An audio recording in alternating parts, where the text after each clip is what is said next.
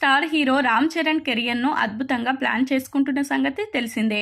Game changer సినిమాతో ఈ ఏడాది ప్రేక్షకుల ముందుకు రానున్న చరణ్ బుచ్చిబాబు డైరెక్షన్లో ఒక సినిమాలో నటిస్తున్నారు. సినిమా ఫ్లాప్ అయితే పార్టీ చేసుకుంటానంటూ రామ్ చరణ్ చేసిన కామెంట్లు ప్రస్తుతం నెట్టింట వైరల్ అవుతున్నాయి. క్లింకారాతో ఎక్కువ సమయం గడపడానికి ప్రాధాన్యత ఇస్తున్నానని చెప్పుకొచ్చారు రామ్ చరణ్. ఒత్తిడిని ఎలా తీసుకోవాలో నాకు తెలియదని చరణ్ చెప్పుకొచ్చారు. సినిమా ఫ్లాప్ అయిన సమయంలో రిలాక్స్ కావడం కోసం పార్టీ చేసుకుంటానని చరణ్ కామెంట్లు చేశారు. త్రిబులర్ హిట్ అయిన తర్వాత వారం రోజులు బయటకు రాలేదని, కుటుంబంతో ఎంజాయ్ చేశానని చరణ్ చెప్పుకొచ్చారు. వారసత్వం గురించి నేను ఎక్కువగా ఆలోచించనని రామ్ చరణ్ అన్నారు.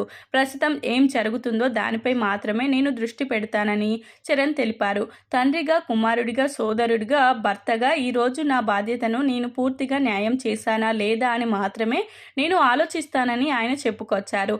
అదే ముఖ్యమని, ప్రతిరోజు నేను అదే ఆలోచిస్తానని రామ్ చరణ్ వెల్లడించారు.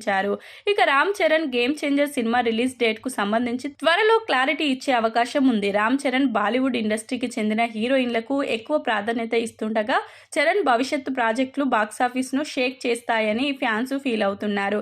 చరణ్ మరిన్ని విజయాలు అందుకోవాలని ఫ్యాన్స్ ఆకాంక్షిస్తున్నారు.